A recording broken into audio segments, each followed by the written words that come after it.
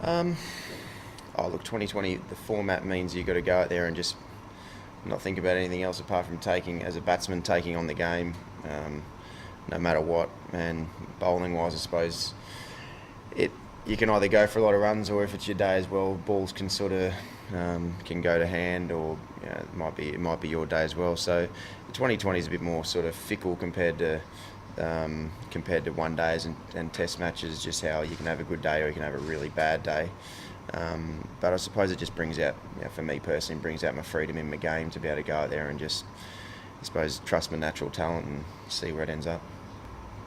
Well, it's different fun, I suppose. The Test matches, even the last Test match was as much fun as I've had playing for Australia. In a Test match, there was an incredible Test series to be able to watch the first two and then play in the last one.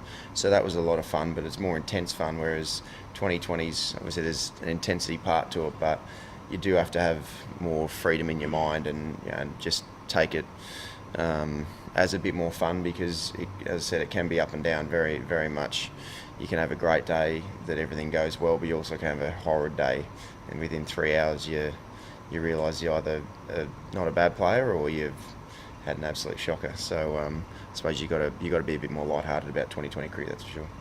Of course, it'd be perfect to be able to get game time. There's no doubt it was disappointing in Port Elizabeth for it to just rain on that day. Even the next day when we woke up, it was beautiful blue skies and hardly a breath of wind. So it's disappointing that it's worked out that way. Hopefully, the weather stays away even just for a couple of hours for us to be able to get a game in tomorrow. It's really important for us to be able to play, as it is for the South Africans, to be able to get our roles within the team.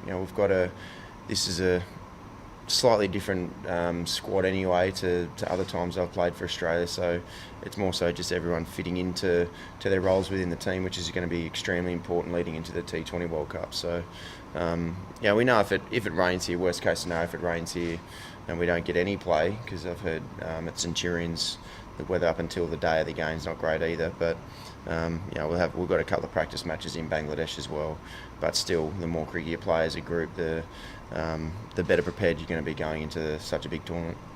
No, I wouldn't say that's the fickle nature of the game's the reason why we haven't won the T20 World Cup. I'd just say, more than anything, we've got the most balanced side that I've ever been involved with, and balanced squad. We really do have firepower consistently all the way down a batting order up until number 10 even. And bowling wise, we've got options from high quality opening bowlers to high quality death bowlers, high quality spinners. I think just the versatility of this squad, more than any squad that I've played 2020 cricket for Australia, is certainly in all conditions. Against any opposition, we can match up really well. So I think it gives us more of a chance to be able to win it. There is 2020 cricket. Certainly is fickle, but if you have a lot of match winners in your team, then you've got more chance of being able for someone to be their day. And we've certainly got that in our squad now. That's for sure.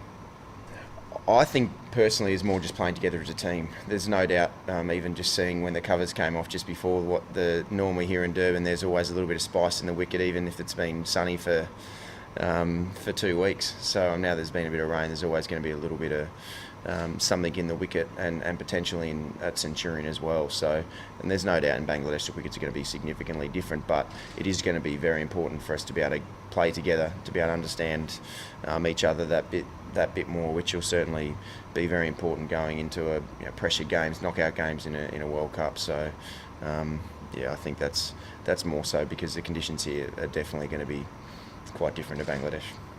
Well, there's no doubt they've got a number of match winners, that's for sure, in their batting lineup alone.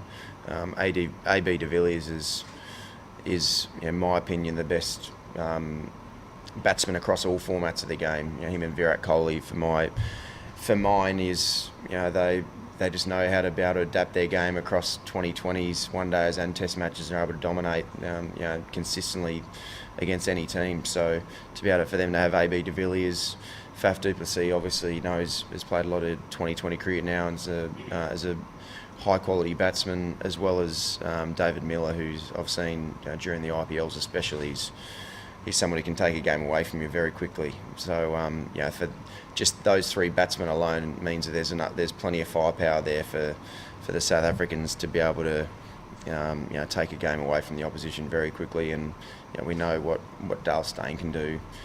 He's certainly the best fast bowler in the world, and has been for a number of years now. Morne Morkel in the right conditions when he's on can be extremely difficult. It's just to name a couple. So, the 2020 cricket, you'd need to have as many match winners as you can across your whole team, because cricket anyway, you can have a good day and you can have a bad day, and if you've got more match winners in someone's day that can take a game away from the opposition, then you're more chance to be able to succeed under in pressure situations and in pressure games. So South Africans certainly have got that.